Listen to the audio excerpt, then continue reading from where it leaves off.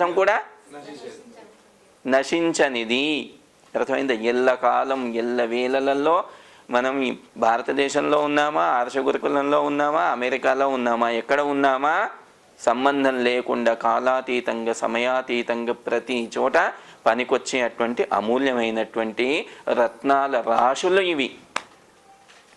ఏం చెప్తున్నాడు?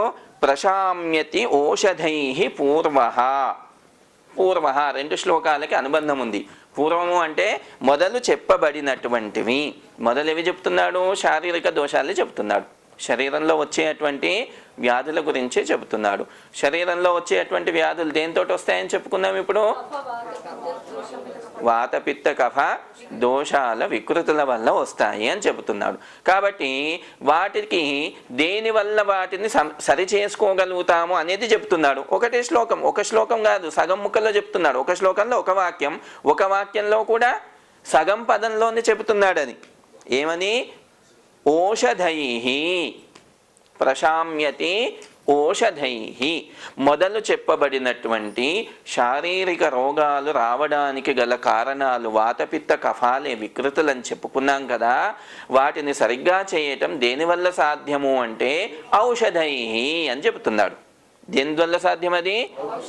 ఔషధై, ఔషధాల ద్వారా. ఔషధాలు అంటే ఏంటి? కెమిస్ట్ అండ్ డ్రగ్గిస్టా, డ్రగ్గిస్ట్ అండ్ కెమిస్టా? అటు రాసింది ఉంటుంది, గుర్తు లేదు. కెమిస్ట్ అండ్ అవే మందులని తెలుసు మనకి. మరి మందుల ద్వారా అంటే అవే తెలుసు. షీల్డ్ కవర్లలో ప్యాకింగ్ చేసి రకరకాలుగా రంగురంగులుగా ఎర్ర గోళీలు, పచ్చ గోళీలు, తెల్ల గోళీలు, నల్ల గోళీలు, క్యాప్సూల్స్, రకరకాల ఇంజెక్షన్స్ ఉన్నాయి కదండి. ఔషధం అంటే అదే కదా, కాదా? ఏంటి మరి ఔషధాలు అంటే ఏంటో చర్చిద్దాం, సమయం అయిపోయింది. సో ఇక్కడ ఏంటంటే ప్రశామ్యతి ఓషధై పూర్వ. మొదలు చెప్పబడినటువంటి వాతపిత్త కఫదోషాల యొక్క వికృతులను సరిచేయటం ఔషధాల ద్వారా సాధ్యపడుతుంది. దైవ వ్యపాశ్రయై యుక్తి వ్యపాశ్రయై. అది కాకుండా ఇంకా 2 కారణాలు చెప్తున్నాడు. దైవ వ్యపాశ్రయై. దైవ వ్యపాశ్రయము అంటే దివ్యమైనటువంటి దివ్య పురుషుల యొక్క సాంగత్యం చేత వాళ్ళ యొక్క జ్ఞానం ద్వారా అనుకోవచ్చు. ఓకే. యుక్తి వ్యపాశ్రయై. యుక్తి అంటే బుద్ధిపూర్వకమైనటువంటి ఆలోచనల ద్వారా. యుక్తి వ్యపాశ్రయై. యుక్తిపూర్వకంగా అరే ఇట్లా చేసి ఇట్లా అయింది కదా, ఇట్లా చేసేది లేకుండే నేనే దానిని ఆలోచించుకొని సరి చేసుకుంటున్నాను. దాన్ని ఏమంటారు? యుక్తి వ్యపాశ్రయము అంటారు. సో శారీరక రోగాలు ఎన్ని రకాలుగా బాగవుతాయి? ఔషధై, ఔషధాల ద్వారా. దైవ వ్యపాశ్రయై, మనకంటే మేధావులు చెప్పినటువంటి సాంగత్యం అంటే చెప్పినటువంటి సలహాల ద్వారా. యుక్తి వ్యపాశ్రయై, తనకి తాను ఆలోచించుకొని సవరించుకోవటం ద్వారా. 3 రకాలుగా శారీరక రోగాలను మనం నయం చేసుకోవచ్చు.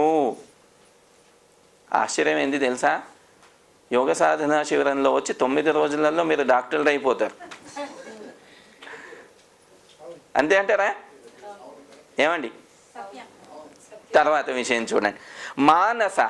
మరి మానసిక రోగాలకు చికిత్స ఏంటి? మానస జ్ఞాన విజ్ఞాన. జ్ఞానాన్ని పెంపొందించుకోవటం చేత విజ్ఞానాన్ని తెలుసుకోవటం. జ్ఞానము సాధారణమైనటువంటి దాన్ని జ్ఞానం. విజ్ఞానం అంటే విశిష్టం జ్ఞానం విజ్ఞానం. జ్ఞానము ద్వారా, విజ్ఞానము విశిష్ట జ్ఞానము ద్వారా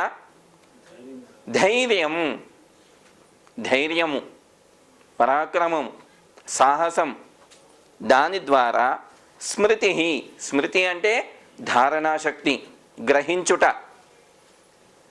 సమాధిభిః, ఆ తర్వాత సమాధి ద్వారా, సమాధి సిద్ధి, సంప్రజ్ఞాత సమాధి ఏవైతే అష్టాంగ యోగంలో ఉంది కదా, దాని ద్వారా మానసిక రోగాలను నయం చేసుకోవచ్చును. మీరు ఏ డాక్టర్ దగ్గరికి వెళ్ళినా కానీ మానసిక రోగాలకు చికిత్స లేదని అంటారా? కౌన్సిలింగ్ మాత్రమే దానికి కదా. ఆ తర్వాత మత్తు బిళ్ళలు కొన్ని ఇవ్వాలి, పడుకోబెట్టాలి, అది తప్ప ఇంకేమీ లేదు. కానీ ఆయుర్వేదంలో ఏం చెప్తున్నాడు? జ్ఞాన విజ్ఞాన ధైర్య స్మృతి సమాధిభి. మానసిక రోగాలు చాలా భయంకరమైనటువంటివి కాబట్టి ఉపాయాలు కూడా ఎక్కువ చెప్పాడు దీనికి.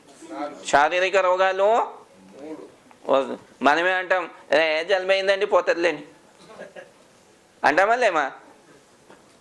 తీసేసుకుంటాం. ఎందుకంటే శరీరంలో మళ్ళీ అవకతవకలను శరీరమే సరి చేసుకుంటూ పోతుంది కాబట్టి, నా శరీరమే దీన్ని సరి చేసుకుంటుంది అనే నమ్మకం మనకు ఉంటుంది కాబట్టి పోతుందిలేండి అంటాం. అందుకే దానికి ఔషధై దైవ వ్యపాశ్రయై యుక్తి వ్యపాశ్రయం కూడా చెప్పాడు. మానసిక రోగాలకి ఏమేం చెప్పాడు? జ్ఞాన విజ్ఞాన ధైర్య స్మృతి సమాధి 5 చెప్పాడు చూడండి. ఈ 5 ద్వారా మానసిక రోగాలను మనం దూరం చేసుకోవచ్చును.